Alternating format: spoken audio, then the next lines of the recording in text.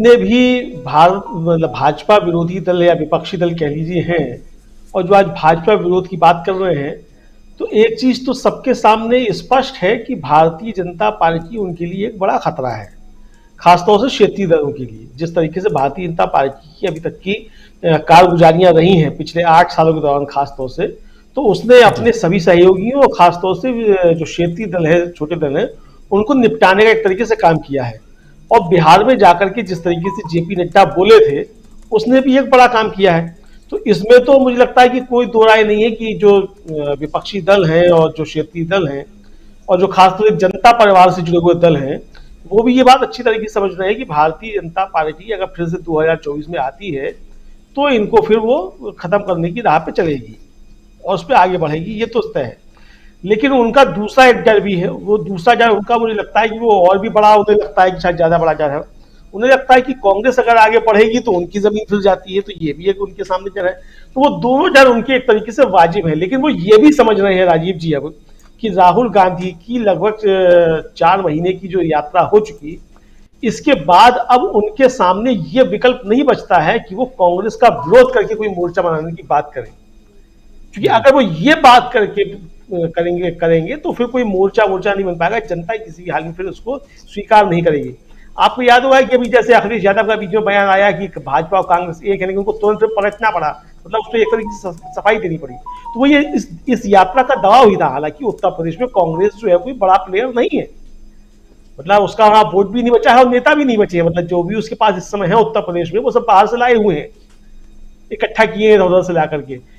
उत्तर प्रदेश में कोई प्लेयर ना होने के बावजूद अगर अखिलेश यादव को बैकफुट पे जाना पड़ता है, तो आप समझ सकते हैं कि ये जनता का दबाव है कि आप मोर्चा बनाइए या कुछ भी कीजिए, लेकिन अगर आप कांग्रेस के खिलाफ बोल करके अगर कोई मोर्चा बनाने की बात करते हैं, तो फिर आपके ऊपर जनता को विश्वास नहीं रहेगा।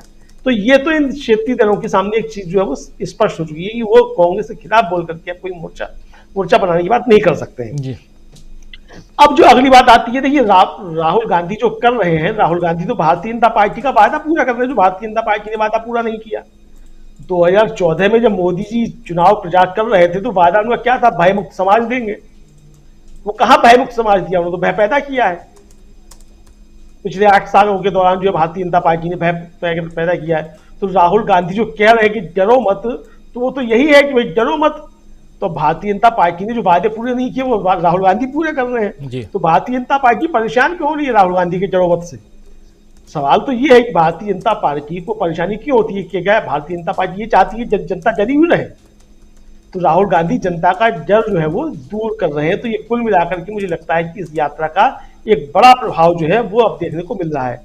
अब निश्चित तौर पर राजीव जी 30 जनवरी के बाद जो है ये यात्रा का क्या असर होगा, जैसा आपने कहा कि अब कश्मीर से लौट के कन्याकुमारी, तो मैं भी ये कहना चाहता हूं, जो कश्मीर से लौट के कन्याकुमारी की बात है, तो जैसे क्षेत्रीय दलों की बातचीत हो रही थी, अब देखिए जैसे केरल है। अब केरल में जाहिर सी बात है कि कांग्रेस और लेफ्ट फ्रंट जो है वो साथ साथ नहीं आ सकता, क्योंकि वही वहां जो है वो दोनों आमने सामने हैं, तो नहीं आएंगे वहां सामने। तो जाहिर सी बात है कि वहां आमने सामने लड़ेंगे। लेकिन जब 2024 में सरकार बनाने की बात आएगी, तो लेफ्ट फ्रंट क्या कांग्रेस से अलग जा पाएगा? मुझे लगता है नहीं जा पाएगा। इसी तरीके से तमिलनाडु को आप ले लीजिए।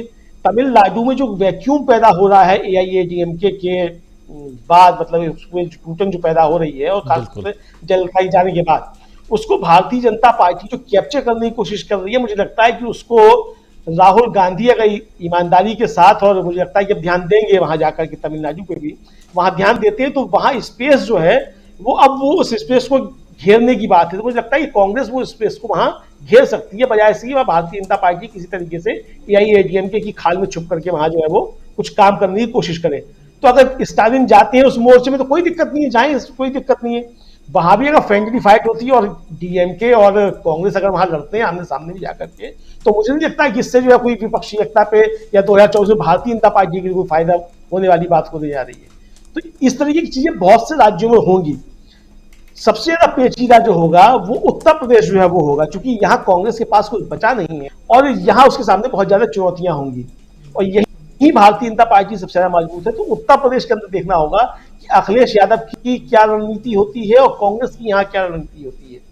इस पर जो है काफी कुछ देखने वाली चीज होगी, और ये आने वाले समय में मुझे लगता है कि अभी इस पर कोई भविष्यवाणी करना और इस पर अभी कोई बहुत एक तरीके से राय प्रकट कर देना कि ऐसा होगा, मुझे लगता है ये बहुत जल्दबाजी हो जाएगी, हो सकता है कि ये आंकलन फिर गलत साबित हो एंड टाइम पे जाकर के।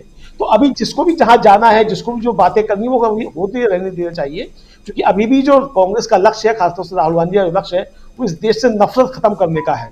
और देश से अगर नफरत खत्म होती है तो ये निश्चित तौर पे कांग्रेस को भी फायदा होगा, विपक्षी दल हो उनको भी फायदा होगा। जो भी लोग नफरत के खिलाफ बातें करते हैं, जो भी भारतीय जनता पार्टी की राजनीति से त्रस्त हैं और जो ये समझते हैं कि भारतीय जनता पार्टी की नफरत की राजनीति इस देश को नुकसान पहुंचा रही है, उन सबको इससे फायदा होना है, जिसको भी होना है। तो ये आगे आने वाले समय में जो है आगे बहुत सी चीजें तय होंगी। लेकिन मैं फिर ये कहूंगा कुल मिलाकर के कि राहुल गांधी की इस यात्रा ने निश्चित तौर पे एक उम्मीद पैदा की है, एक आशा पैदा की है। भय का वातावरण जो है वो थोड़ा कम हुआ है, लोगों के अंदर जो है सवाल पूछने की इच्छा जागृत हुई है, लोग सवाल पूछने लगे हैं। और जिस तरीके से छात्र जो है वो निकल करके आ रहे हैं और जिस छात्रों के कैंपस से जो आवाज उठ रही है, तो उससे जो है एक उम्मीद की किरण जो जागृत हुई है। दूसरी बात मैं एक और कह के अपनी बात समाप्त करूंगा राजीव जी, कि ये डॉक्यूमेंट्री जो है, जब सारी दुनिया को मालूम है उस डॉक्यूमेंट्री में क्या है, और जो नहीं मालूम है जो उस डॉक्यूमेंट्री में है, वो सारी दुनिया जानती है, भारत के लोग तो सब जानते ही हैं। तो लेकिन एक खतरा जो है वो दूसरा जो है वो मुझे लगता है कि भारतीय जनता पार्टी के सामने है। एक तो दो रणनीति है, इसको ब्लॉक करो तो लोगों के अंदर उत्कंठा जागृत होगी कि इसके अंदर है क्या, तो लोग देखना चाहेंगे। लोग देखेंगे तो जो उनका वर्ग है जिसको वो संबोधित करते हैं भारतीय जनता पार्टी, तो उसके अंदर फिर उनकी मजबूती और होगी जी, उसका फायदा होगा। दूसरा ये खतरा ये पैदा हो सकता है, क्योंकि 70 सालों में पहले ऐसे मुख्यमंत्री रहे हैं प्रातः स्मरणीय आदरणीय नरेंद्र मोदी जी, जिनके वीजा पे रोक लगी थी कई देशों में। तो ये कहीं ऐसे भारत के 70 सालों में पहले प्रधानमंत्री ना बन जाए इस डॉक्यूमेंट्री के दुनिया भर में प्रचारित होने के बाद, कि जिनके ऊपर जो है रोक लग जाए। तो ये खतरा हो सकता है, बिल्कुल ये मेरे दिमाग की ये उपज हो सकता है, ऐसा ना हो, उनके दिमाग में कुछ और चल रहा हो, ये कुछ भी हो सकता है। लेकिन बहरहाल कुल मिला के ये डॉक्यूमेंट्री जो है भारत में तो जो है भारतीय जनता पार्टी को नुकसान पहुंचाने वाली नहीं है, जैसा सुनील शुक्ला जी ने कहा, यहाँ तो उनको फायदा ही पहुंचाएगी। तभी इसको क्यों रोक रहे हैं, अब ये तो उनको जानने पर, जैसा मैंने पहले भी कहा था कि वो इसको सरकार को जो है सलाह देने वाले कौन लोग हैं, इनके ऊपर देखना पड़ेगा। सरकार के दोस्त हैं कि दुश्मन है, वो सब देखने वाली चीजें होंगी। कुल मिला के भारतीय जनता पार्टी के लिए आने वाला समय जो है वो ज्यादा अच्छा तो नहीं कहा जा सकता, भाई अच्छा और बुरा तो तब सब जनता को तय करना है, क्या होना है क्या नहीं होना है।